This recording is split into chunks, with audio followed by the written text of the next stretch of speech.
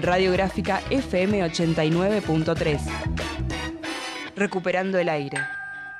Fin espacio publicitario.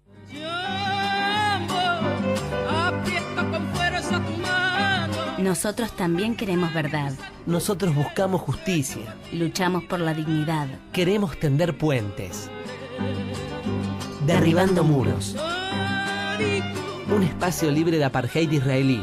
Conducen Tilda Rabi, Shadia Shaer y Fernando Isás. Corresponsal en el exterior, Nora Fernández Espino. Un programa hecho por la diáspora palestina en Argentina. Producción de la Federación de Entidades Argentino-Palestinas.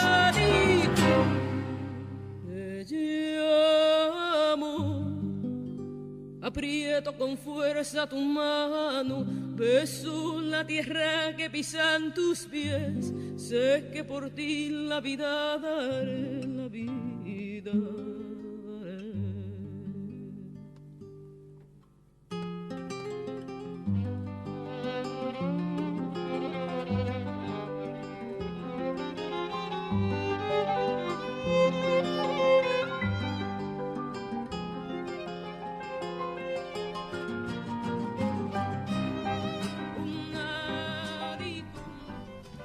Y bueno, buenas tardes en rigor, en este nuestro primer día aquí en AFM 89.3, la radiográfica, y en los controles está Sebastián Guarte, y haciéndonos la posta y el aguante, Cristina Saachedit, Martín Crunelli y Virginia Vidal.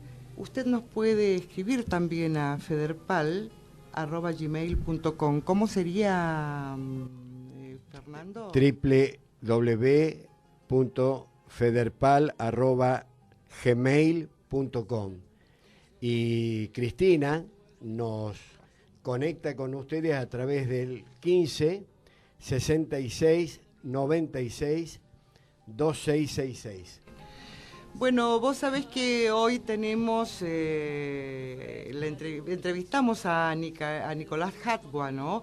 Que es un originario de Palestina y que fue el primer entrenador del seleccionado del fútbol palestino. Pero antes de eso, tenemos que reflexionar un poquitito. Me basta con morir encima de ella, con enterrarme en ella, bajo su tierra fértil disolverme, acabar y brotar hecha yerba de su suelo, hecha flor con la que juegue la mano de algún niño crecido en mi país. Me basta conseguir en el regazo de mi tierra, polvo, azahar y yerba. Fatwa Tucan en Derribando Muros.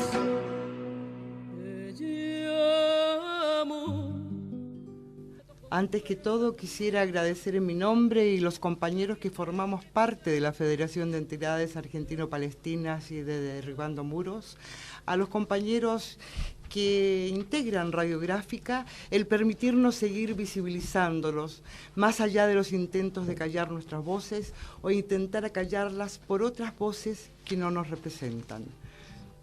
Porque para nuestros hermanos los días transcurren y los palestinos siguen recordando las jornadas funestas de su historia reciente.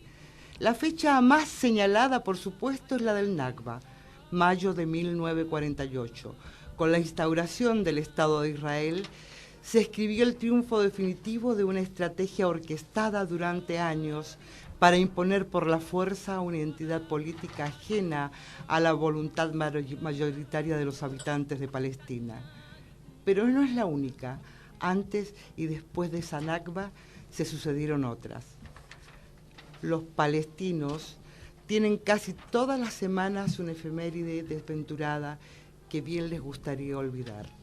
Además de verse obligados a combatir contra el expolio y el saqueo de sus tierras, el presidio y el asesinato, los palestinos han debido hacer frente a lo largo de estos 65 años a la portentosa maquinaria propagandística de las instituciones sionistas y los círculos políticos occidentales que dan eco a sus tan bien planificadas recetas mediáticas.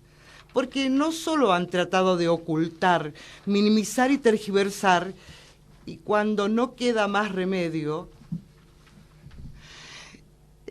justificar la expulsión de los palestinos de sus tierras antes y después del 48.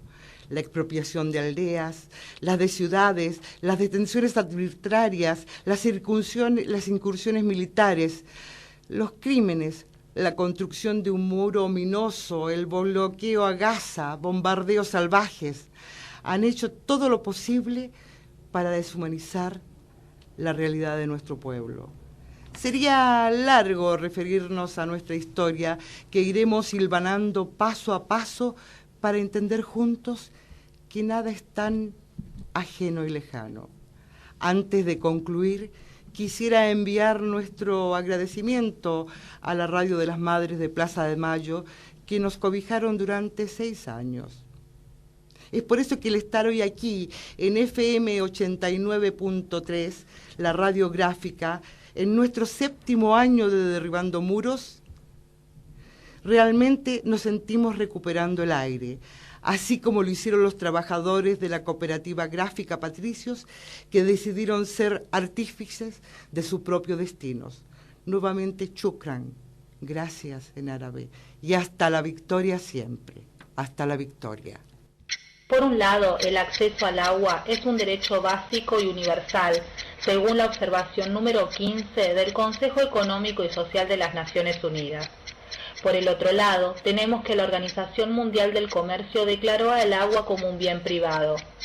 En Palestina, Israel confiscó los recursos hídricos considerándolos propiedad estatal.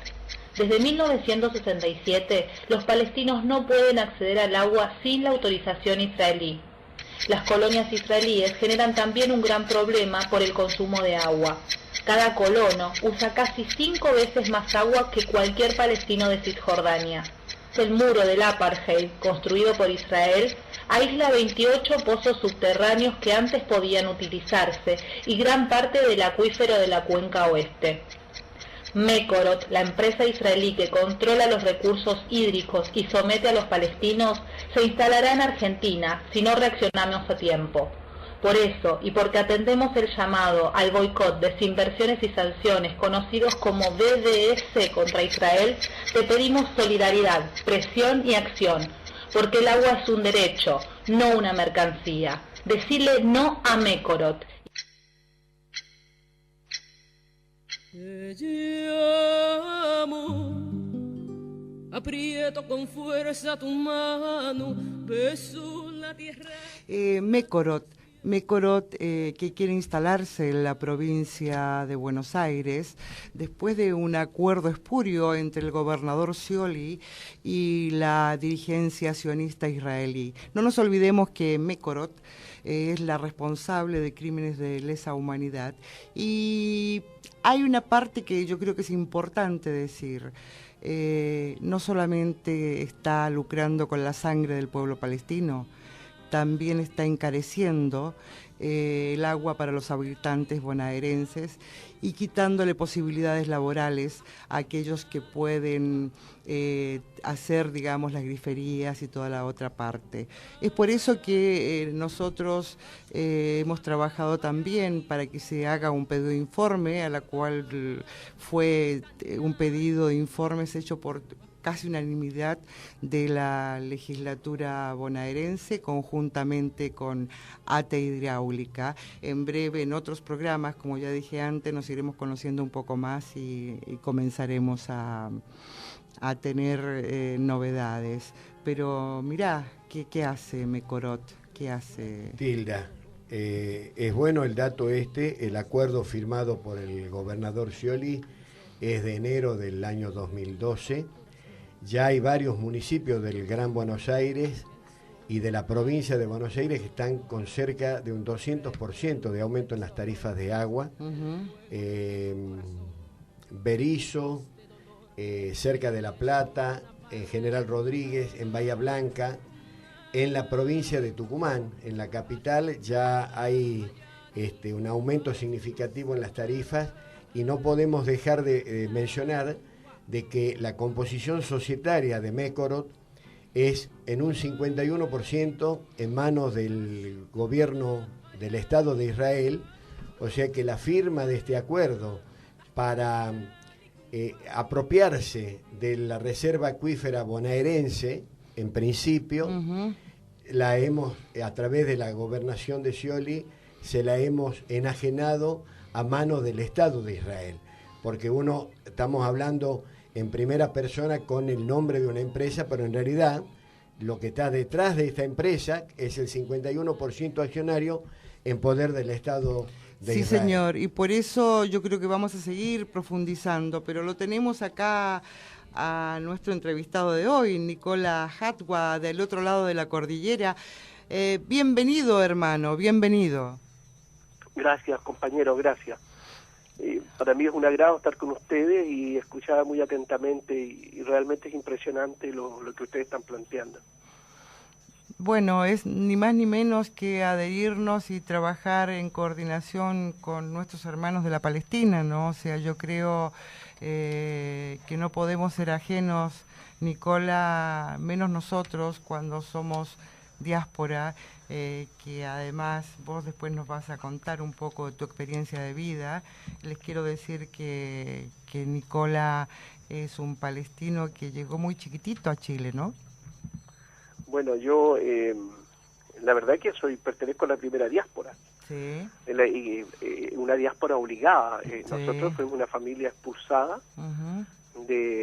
Llegaron las tropas a las 5 de la mañana, nos sacaron de la habitación. Yo en ese entonces estaba recién nacido y nos tiraron a la frontera sin nada en las manos, lo que teníamos nomás, nada más. Y bueno, y arréglensela. Y así tuvimos que caminar hasta que se llegó, bueno, yo no, obviamente, en los brazos de mi madre, de mi padre, así, hasta que se llegó a la frontera con Líbano y de ahí recién empezó un peregrinar por todo el mundo hasta que, por la buena voluntad de Chile y de las Naciones Unidas, nos ubicaron acá en Chile, ¿me entiendes? Y eso ocurrió porque Israel no respetó la resolución de las Naciones Unidas de la obligación de permitir el retorno de aquellos refugiados palestinos, que eso se ha perpetuado desde aquel entonces hasta el día de hoy. Sí. Pero fíjate que me quiero detener un poquito en las Naciones Unidas, ¿no? Sí. Las Naciones Unidas, primero no están unidas, eso es lo primero, ¿no? Sí. Y es un conglomerado de países, la mayoría países limosneros del imperio, donde solamente se llevan a cabo y se hacen cumplir las resoluciones que ayudan al imperialismo, nada más. Las resoluciones que van en beneficio a los países débiles o pobres son absolutamente ignoradas. No olvidemos la resolución que hubo de Naciones Unidas, de que Estados Unidos no se autorizaba a Estados Unidos a atacar a Irak porque no habían ninguna justificación sólida, y sin embargo Estados Unidos lo atacó igual. ¿Qué hizo las Naciones Unidas? Sacó una resolución, autorizó la ocupación. Bueno, te decía, no sé si se escuchó lo último, ¿no? Sí, no, escuchamos, hubo un pequeño quiebre nada más. Ya, entonces las Naciones Unidas no es otra cosa que eso, como te digo, ninguna resolución. Fíjate, por darte otro ejemplo más, las Naciones Unidas han sacado más de 40 resoluciones diciendo que el bloqueo norteamericano sobre Cuba es ilegal y que debe terminarlo. Y ahí está el bloqueo. Sí. Entonces, las Naciones Unidas, como te digo, no sé qué hacen, porque no solamente eso, se le autoriza a Estados Unidos a invadir a cuanto país quiere. Estados Unidos invadió Vietnam, ha invadido Libia, invadió Líbano, invadió Santo Domingo, Grenada, invadió Cuba. Y es un Estado que tiene, licencia para matar, ¿te das cuenta? A diferencia de los países pobres. Por eso es que eso de las Naciones Unidas a mí no me da ni me viene. Sí, las Naciones Unidas deben ser las naciones de los pueblos unidos contra el imperialismo. Ahí sí vamos a poder hacer escuchar nuestras voces y se va a imponer la justicia. Pero esperar de los estados, sobre todo estados serviles al imperio, que dependen de las transnacionales, que dependen del dinero del imperio, que además lo saca de los propios países nuestros, es muy difícil hacer algo, ¿te das cuenta? Tú me hablabas recién escuchaba recién sobre lo de Becorot, ¿verdad? Sí. Eso es una aberración, Yo la primera vez que veo una cosa de ese estilo. Pero Nico, no es nuevo, es decir, yo creo que acá se ha avanzado, y porque si bien es cierto, Becorot está tratando de introducir, también existe, digamos, una reacción tanto de la sociedad civil como de algunos parlamentarios que se avienen, porque vos sabés que la última información, es decir, el informe que llega al Departamento de Derechos Humanos, viste, del Comité de Naciones Unidas, también nos va a servir a nosotros, porque como la Argentina es signataria, digamos, justamente y miembro del Consejo de Derechos Humanos, es signataria de la Corte Internacional de Justicia, es signataria de un montón, digamos, de tratados y pactos internacionales. Yo creo que nosotros tenemos también que no solamente quedarnos en el discurso, sino que en la acción, más allá de que yo coincido profundamente en que Naciones Unidas no ha hecho nada, pero de alguna manera la visibilización que Palestina viene tomando de un tiempo a esta parte no es menor. En el caso nuestro, la actitud que ha tenido nuestra mandataria como su anterior mandatario realmente es inédito, sobre todo cuando nos encontramos en un país donde el sionismo, digamos, está aposentado y grandemente. Claro, tú apuntas bien. Pero de verdad, Tilda, yo apunto a la unidad de los pueblos y a la acción de los pueblos. Fíjate que la Corte Penal Internacional declaró que el muro que ha construido el Estado sionista, ¿verdad?, es un muro ilegal y que debía ser demolido. Eso esa resolución lleva 6 años. ¿Y sabes qué ha ocurrido, Tilda? Siguen construyendo más muros y nadie dice nada. Porque detrás de esa entidad, de la entidad sionista, está el capital mundial, el capital transnacional, que es el capital que tiene comprometido al gobierno norteamericano, porque en Estados Unidos no se hace nada, absolutamente nada en política exterior que no esté controlada por Israel. Esa es la realidad y tenemos que ser así. El capital usurario, el capital bancario, el capital transnacional está entronizado en Estados Unidos y son parte del imperialismo. Es decir, que nosotros podríamos hablar con justicia y con mucha certeza de un imperial sionismo, ¿verdad? Que, ojo, que también hay que tener claro, y esto hay que tener mucho cuidado al decirlo, en el sentido de que el sionismo no tiene nada que ver con el judaísmo. No, por el contrario, el sionismo es el peor enemigo del judaísmo. Fíjate que hay un libro muy bueno que lo recomiendo a los propios judíos que lo lean, que se llama El sionismo contra Israel, que se llama, que es muy interesante. Pero fíjate que, ¿por qué digo que es el peor enemigo del judaísmo? Porque la respetable religión judía, como todas las religiones, es universal. Está por sobre las diferencias raciales, por sobre de color, de idioma, de geografía.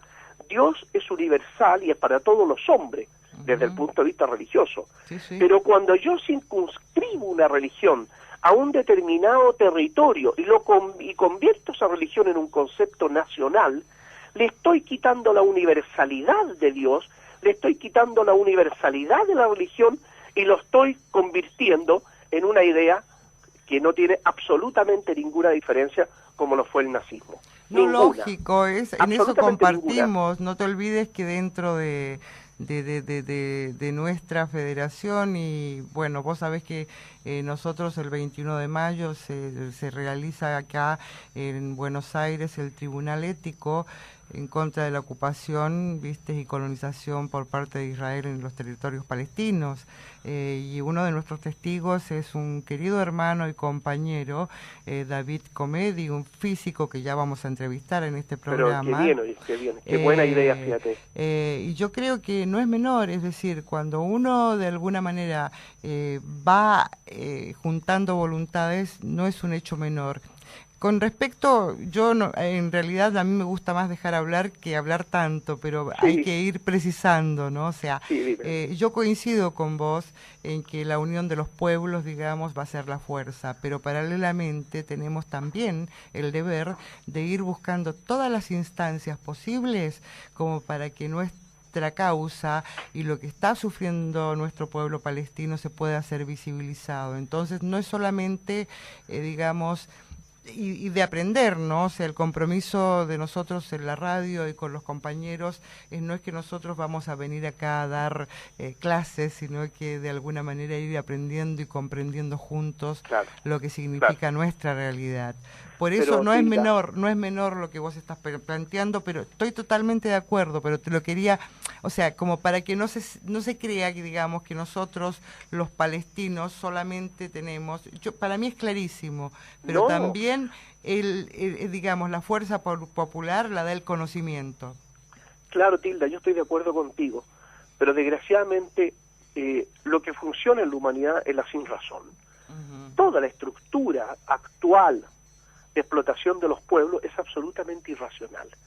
Y esta es una lucha, no solo del pueblo palestino por la liberación del Estado sionista, es una lucha de todos los pueblos por liberarse del imperialismo. No te olvides, Tilda, que el Estado de Israel es una punta de lanza del imperialismo en Medio Oriente, y que una vez que el tema del petróleo ya no tenga la importancia estratégica que tiene hoy en día, tengo por seguro que los propios sionistas norteamericanos, los propios capitales sionistas lo van a dejar de lado, van a dejar de apoyar ese Estado, ya no les sirve, ya no les va a ser útil. Te voy a contar un hecho histórico que lo conocemos todos los cristianos, que están andando hoy en día con el Papa argentino. Bueno, entonces te quiero decir algo. Las cruzadas. Sí, lógico. Las cruzadas fueron hechos, bueno, por un lado, la tremenda explosión demográfica que había en Europa hacía que el sistema feudal se fuera quebrando, y también con la naciente pequeña manufactura se estaba convirtiendo en una situación en que el feudo no podía seguir manteniendo esa presión social y manteniendo el estado de situación. Entonces, como una forma de sacarse esa presión social de Europa, se forman estas cruzadas donde se le dice a la gente, a los más pobres, como obviamente siempre son los mandados a la guerra, ¿verdad?, de que debían ir a combatir contra los turcos, o contra los otomanos, perdón, para rescatar el Santo Sepulcro. Así ellos se sacaban la tremenda masa flotante, cesante de Europa que presionaba el sistema y el régimen feudal, y la naciente pequeña manufactura que también era en ese momento revolucionaria frente al sistema feudal. Toda esa presión social se la sacaban enviando a esta gente a combatir al Imperio Otomano, al mundo musulmán. Sí. ¿Qué ocurre aquí, Tilda? Ocurre que ellos pretendían, además social, disponer del comercio del Mediterráneo y disponer de nuevas formas de obtención de los medicamentos. Sí. El Estado, se forma un Estado cristiano, el Estado cristiano de Belén. El reino cristiano de Belén y de Jerusalén duró, Tilda, 200 años. Sí.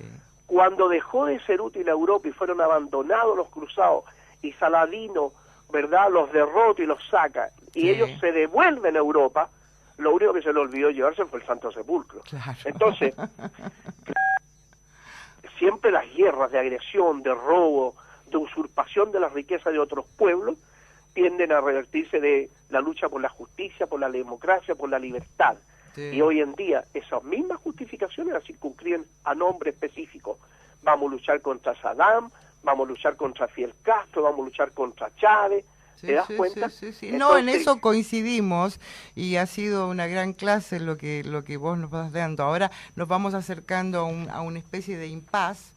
Y coincidimos, por supuesto, nuestra lucha no es ni étnica ni religiosa, es política netamente, por supuesto. Por ningún motivo. Es la lucha de los pueblos por su liberación nacional, económica, política y social.